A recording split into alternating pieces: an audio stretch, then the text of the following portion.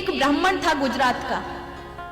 अपने वृद्धावस्था के समय में उसने अपनी पत्नी से कहा कि मैं गुजरात में हमारा जन्म हुआ, मेरी मृत्यु भी यही हो जाएगी। देवी, मैंने अपने जीवन में कभी गंगा का दर्शन नहीं किया, इसलिए जब मैं मर जाऊं तो मेरे बेटों से या तू मेहनत करके मुझे हरिद्वार गंगा जी की हर की पौड़ी में जाके मेरे अस्थि इत्यादियों का विसर्जित करना। और कुछ साल बाद जब उसकी मृत्यु हो जाती है तो उसकी पत्नी को, उसकी धर्म पत्नी को ये बात याद होती है। वो अपने बच्चों से, 3 बालक थे, उन सबसे कहती है, बेटा तुम्हारे पिता ने तुमसे कभी कुछ नहीं मांगा, कम से कम इतना तो कर दो, उसकी अस्थियां रखी हैं, उसके फूल रखे हैं, उसको जाके गंगा जी में विसर्जित कर दो। उनकी अंतिम कामना थी, नहीं तो उनकी मुक्ति नहीं होगी। वो मरते मरते ये कहकर गए हैं। बड़े बेटे ने मना कर दिया, मेरे पास फुर्सत ही नहीं। बीच वाले ने कहा, अरे मुझे तो काम ही नहीं है मैया, यही नर्मदा जी विसर्जित कर दो ना, अपने पास तो नर्मदा बहती है। बोले नहीं नहीं, उनको तो गंगा जी की चाह थी। छोटा वाला बालक थोड़ा सा ठीक था, उसने कहा ठीक है माता जी, मैं जाता हूं। और उस समय महाराज ये यात्राएं बड़ी दुर्लभ होती थी, आज की तरह नहीं, गाड़ी उठाई फट चल दी है महाराज, बड़ी मुसीबत होती थी। उस समय कोई बद्रीनाथ और केदारनाथ की यात्राओं पर जाते थे, वापस लौट कर आएंगे ये भी पता नहीं होता था। तो गंगा जी के लिए यात्रा के लिए वो निकला। निकलते निकलते 15 दिन हो गए। अब वो वहां से निकला, एक गांव में रुका। रात्रि में एक ब्राह्मण का गांव था, ब्राह्मणों के गांव में किसी एक ब्राह्मण के यहाँ उसे निवास मिल गया। उसने कहा भैया मैं गंगा जी जा रहा हूँ अपने पिता की अस्थियों को लेकर के, तो आप मुझे निवास दे दें, एक रात्रि रुकूंगा। उसने कहा ठीक है रुक सकते हो, लेकिन सिर्फ एक रात। तो उसे बाहर जहां भैंस गाय बंधी रहती है वहीं खाट पर सुला दिया। अब अपने पिता की अस्थियों को वहां नीचे चारपाई के रख करके, और वो सो रहा था, इतने में उसने आवाज सुनी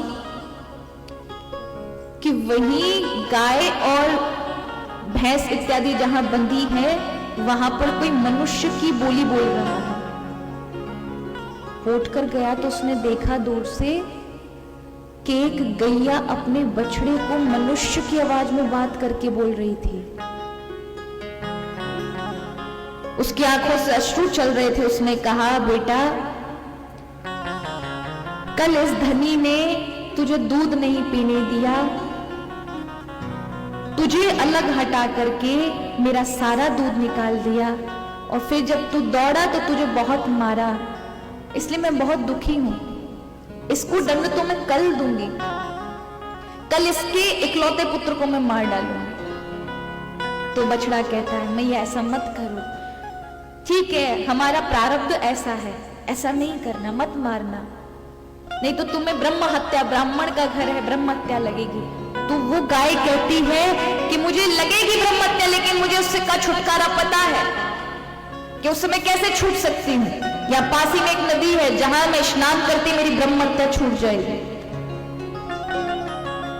तो वो बछड़ा चुप हो जाता है। ये ब्राह्मण सुन रहा था, ये बालक जो अपने पिता की अस्थियां लेकर जा रहा था, उसने देखा ये क्या हो रहा है, मुझे देखने के लिए रुकना चाहिए। वो रात्रि में सोया।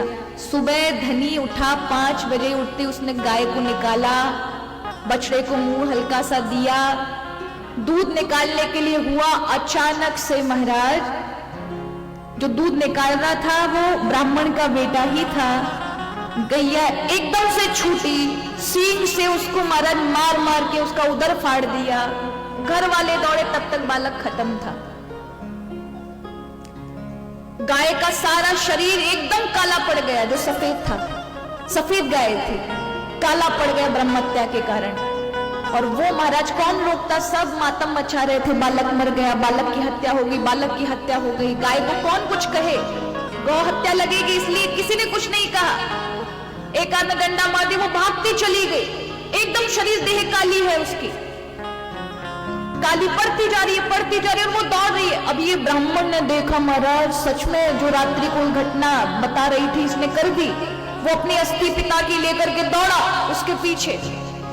वो तुरंत महाराज एक बहती हुई नदी जा रही थी गांव से, उसमें जाती है, स्नान करती है और जैसे ही बाहर निकल कर आती है उसका जो शरीर काला था वो तुरंत सफेद परिवर्तित हो जाता है और तुरंत वो लौट कर आ जाती है।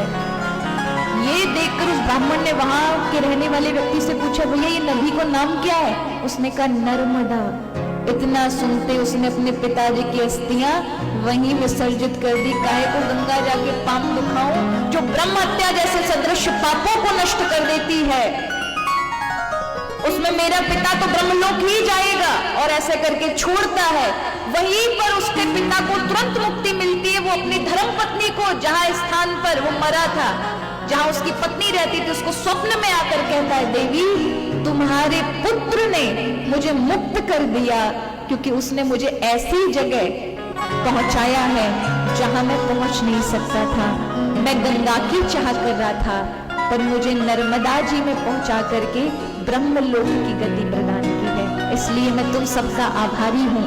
बहुत सारे आशीष आशीर्वाद दे करके जा रहा हूं। नर्मदा साधारण नहीं